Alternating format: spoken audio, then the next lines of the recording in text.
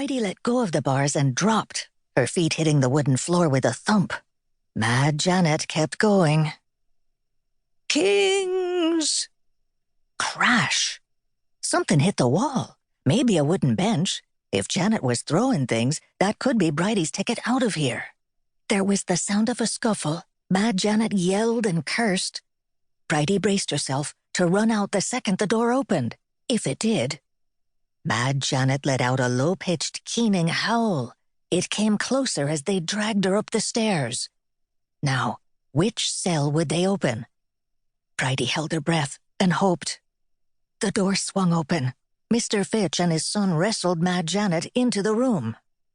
Mad Janet looked at Bridie for a moment with perfect clarity. "I splotted the turnkeys, matey," she said. "It's bows and anchors to yours, and mint jelly on Thursdays."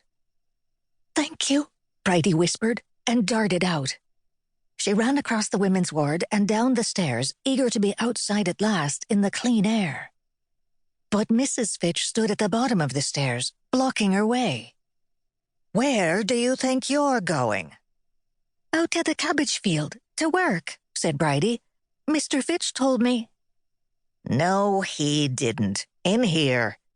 She grabbed Bridie by the collar and marched her into the office. It was a bare room, like all the others. The whole place smelled of failure and boiled cabbage. Painted on the wall in tall black letters were the words, "Worthy of notice. Self-government, quietude, and peace are blessings."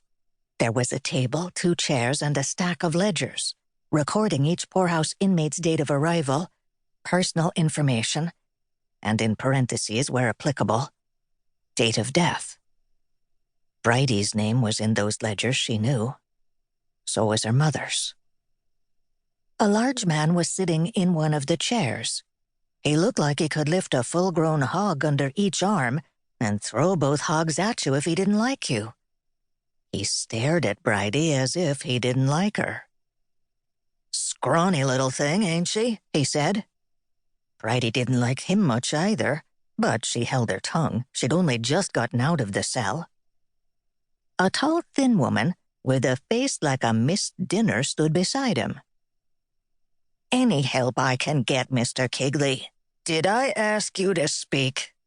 said Mr. Kigley. Mrs. Fitch seated herself at the table and opened a ledger. "These are the Kigleys," she told Bridie. Bridie stood there and looked at Mrs. Kigley. Mrs. Kigley looked back, her mouth a thin, hard line. Then Bridie glanced down at the open ledger. She saw her own name. Bridget Gallagher, born, Ireland, aged 11 years. Admitted with mother. Mother died May 9th, 1848. Mr. Kigley was still looking Bridie over. "How much?" he asked.